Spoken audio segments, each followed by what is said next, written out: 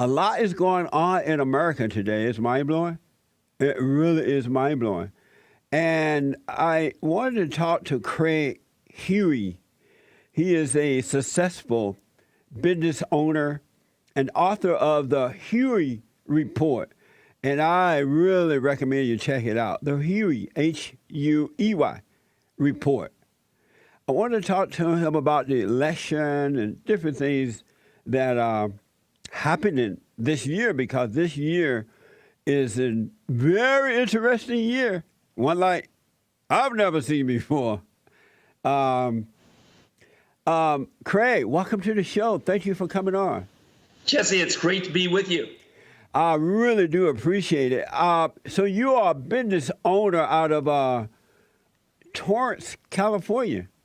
Yeah, for 35 years, we won 92 awards for the work that we've done for clients all over the United States. But it gives me a unique perspective on this upcoming election that may be the most important election of your viewers' lifetime. Yeah, I agree.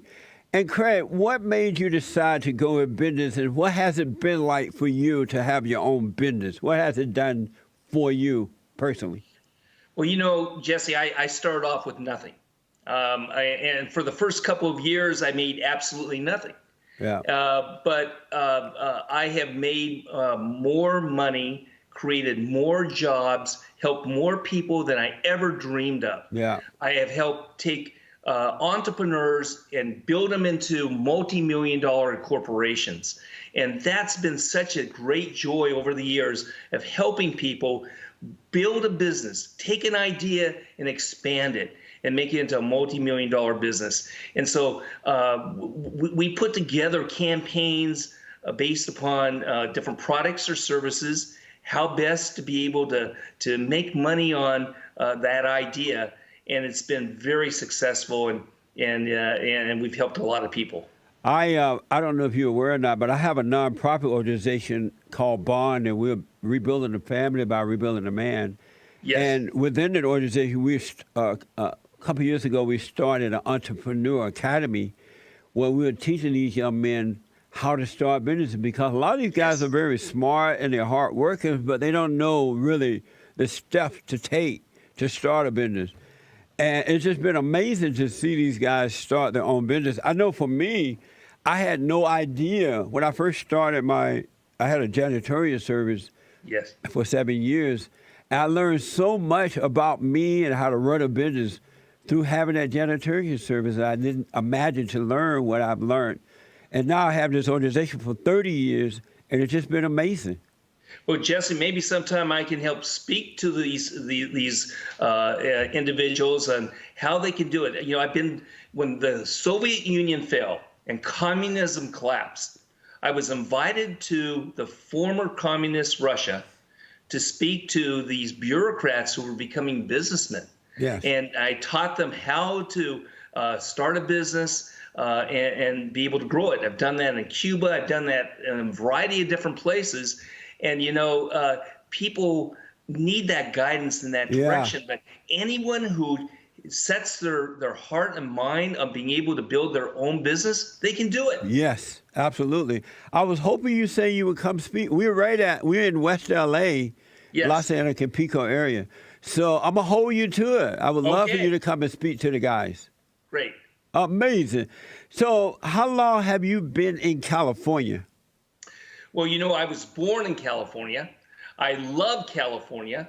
California is my home state. But because of the socialist government in Sacramento, because of the taxes, the regulations, and the rising crime and the homelessness and all the different infrastructure problems, and I've moved my business mostly to Nashville, Tennessee. Wow. Jesse, let me tell you a little story about that. One of my children worked for me, Caleb. And Caleb goes, "Dad, I'm leaving California 5 years ago." Right. And I said, "Caleb, you like to surf. You're doing well in the business. Why do you want to go to Tennessee?" He said, and what are you going to do for money? He said, "Well, you're still going to pay me." I said, "Well, I am." He said, "Yeah, I'm going to start the business in Tennessee." And I said, why do you want to go back there? He said, because, Dad, in Tennessee, I don't have to pay any income tax. Yeah. And, Dad, I can live 30 to 40% cheaper than I can in California. And he said, Dad, in California, I'll never be able to buy a house. And so he moved to Tennessee 5 years ago. He bought his first house this year. And so we're doing what we can to be able to expand and grow in Tennessee. We've shrunk the operation in California. And the only reason is because of the California government. Yeah, absolutely. I know exactly what you mean. Well, I am looking forward to having you come and speak to the guys.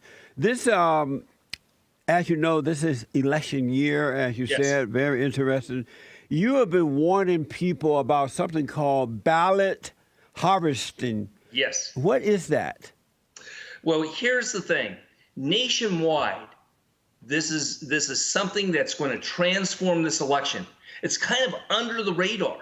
Most people talk about politics and say, well, the economy's so good, the Republicans and Trump are going to win. Or they say, you know what, the Democrats are so bad that the Republicans are going to win. And they have all these different rationales about why the Republicans are going to win. But the Democrats, the socialists, the unions are laughing. Because, you see, they have a secret weapon that could change the election, and that's under the radar. That's called ballot harvesting. In California, for example, in the last election, the Republicans were asleep at the wheel. Yeah. But the Democrats, what the Democrats did is they ballot harvested, and they targeted the 7 key congressmen, and they were able to win because of ballot harvesting. And not only did they win with the Congress, they won with Assembly and State Senate, City Council and School Board, with judges. They were able to transform the election. And these congressmen on election night had won. Amazing.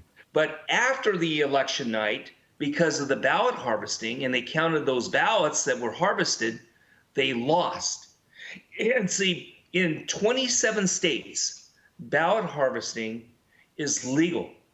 18 states it's illegal.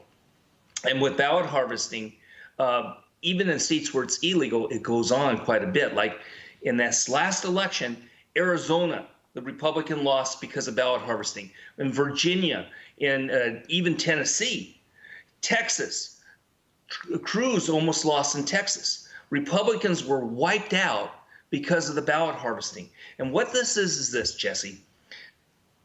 They passed a law saying that anybody can pick up a ballot and take it to the voter registration office. And so what they did is they trained an army of people to identify who their supporters would be. And then they would go to those homes, pick up the ballot, and take it in. Some people who were ballot harvesting were turning in 300, 400, 500 ballots. Wow. And yes, and here's the thing. They would have people going, for example, we have a video that I'd be glad to send to anybody viewing, a video of a ballot harvester on a ring video.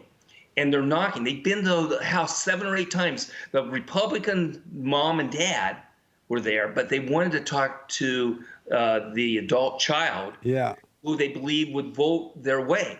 And they wouldn't talk to the parents. And finally, they're explaining they're there to pick up the Democrat ballot.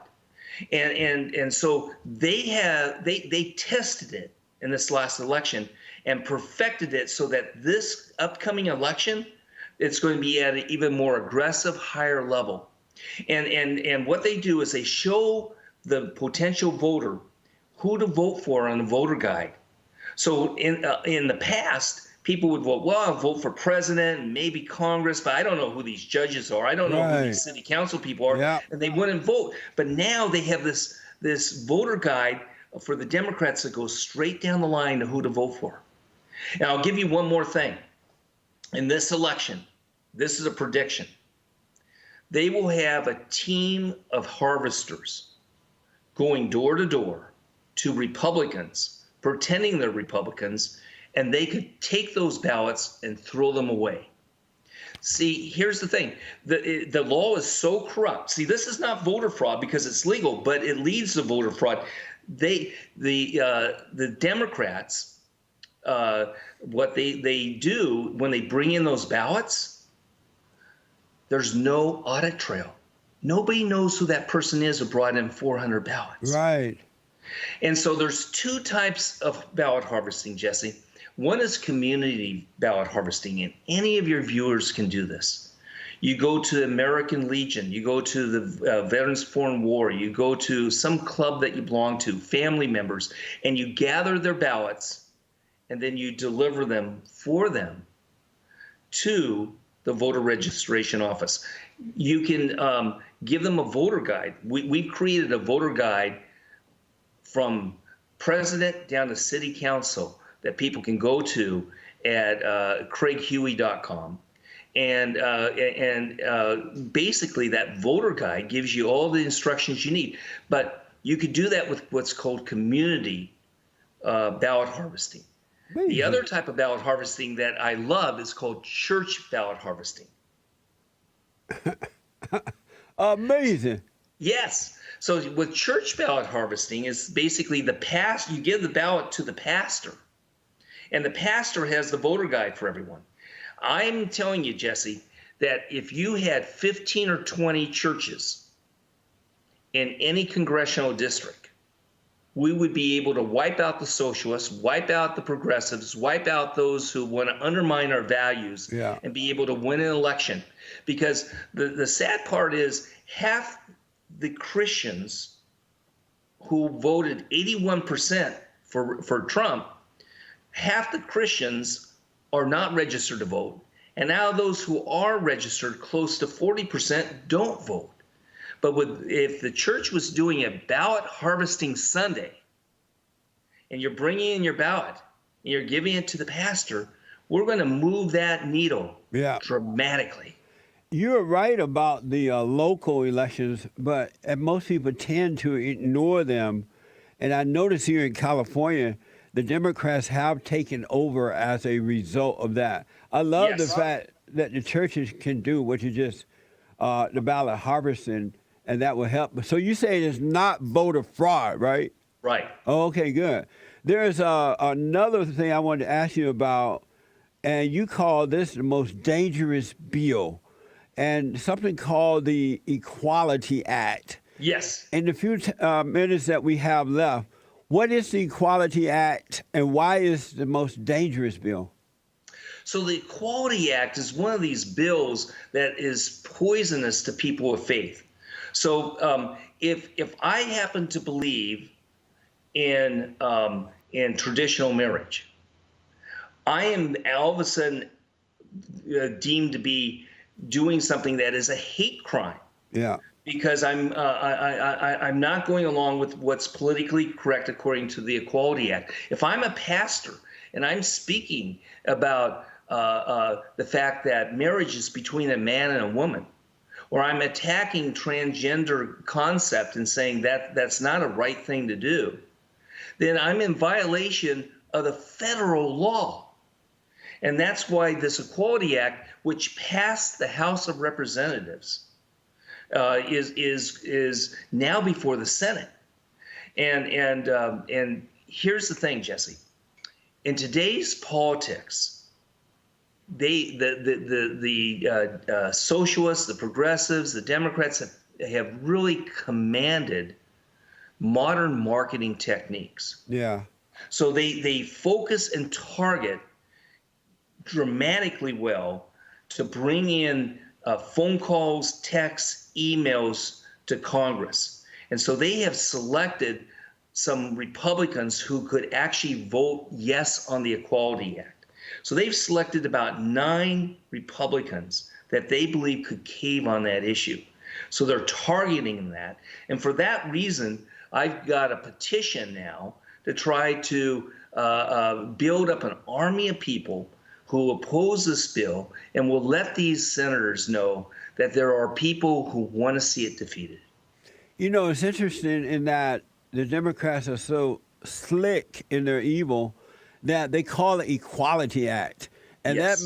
that would make an uneducated person think, oh, it includes everyone, or it want to make everyone equal and all that kind of mess, when it's really just a setup for destruction. You're 100% right. Words matter. Yeah. And they purposely message with an advertising mind. They message their whole ideas and concepts that would undermine our republic. The fact is, conservatives, libertarians, Christians, they have to learn how to use these skills and these techniques and be able to do it. I'll give you one example. One of the things that we're helping people with, we're helping candidates with, we're helping Christians with, is called geofencing. Now, Democrats know how to do geofencing. They do it all the time. What geofencing is, I can take a church and I can geofence it. Anybody who's been to that church in the last 6 months, I can pull out their mobile ID and market to those people. And so the Democrats use that at conferences, conventions, identifying voters, identifying college students, a variety of things. Yeah. We can do the same thing. Yeah. And so for one congressional candidate, what we're doing is we're geofencing churches in their congressional district, pulling out the mobile IDs so that we can send video messages to those people about why they should vote for the candidate. Oh, good. I want to, Craig, real fast, why is it that the media and the Republicans are not educating people about the so-called Equality Act Yes. and the ballot harvesting? Why are they out there putting messages out there so that people would be aware of these type of things? It's shameful. I wrote a special report trying to send it to all the different leaders of the Republican Party. And the response has been very, very small about what they can do about it. They should be having lawsuits against this. Yeah. They should be able to come out with a complete campaign to talk and show how fraudulent it is and how it can lead to voter fraud. And really, it's in their self-interest to do so. Are they Why afraid there's to? silence is sad. Are they afraid to, or what? You know what? I think it's so new, they're not sure what to do. But they're going to be wiped out. They called it a blue tsunami for 2018. But here's the thing. If they don't do something to stop the ballot harvesting in California and other states, it will be another blue tsunami, only worse in 2020. Yeah. So really, unless they are, what I'm encouraging people to do, we at this point, we can't outlaw this, but what we can do is we can get the churches to do church ballot harvesting, and we can get the conservatives and Republicans to do community ballot harvesting to offset what the Democrats are going to do in 2020. And the last thing, this bill, the Equality Act, Yes. It has not passed yet, right? It has not. It passed the House of Representatives. Right. But now it's before the Senate. Now, all things equal, the Republicans should vote against it. All the Democrats in the Senate are for it. But again, what's happening is that the progressive groups are targeting the weak Republicans so that they come into their office and they got hundreds of telephone calls and thousands of emails saying, vote for this. And so they are feeling the political pressure. And that's why we've got to let our senators know we're opposed to the Equality Act. How can people get to your website to get this information, take action? They can go to Craig Huey, CraigHuey.com. And I've got the petition on the Equality Act, and I have a special report on ballot harvesting. They can get that. Plus, I got the voter guide saying how to vote their values. Oh, good. Craig, thank you for what you're doing, man. And we'll be talking soon. I appreciate your time. That's very good, Jesse. Thank you. All right. God bless you. God bless you. That's amazing, folks. Wow. I suggest you check it out and get involved. Get involved. Wow! The Democrats are something else. Amazing. And don't forget to like, follow, tweet, subscribe, and share the Jesse Lee Peterson radio show, folks. We really appreciate it. We are at war. It is a spiritual battle for the soul of America. And it's going to take all of us to do it.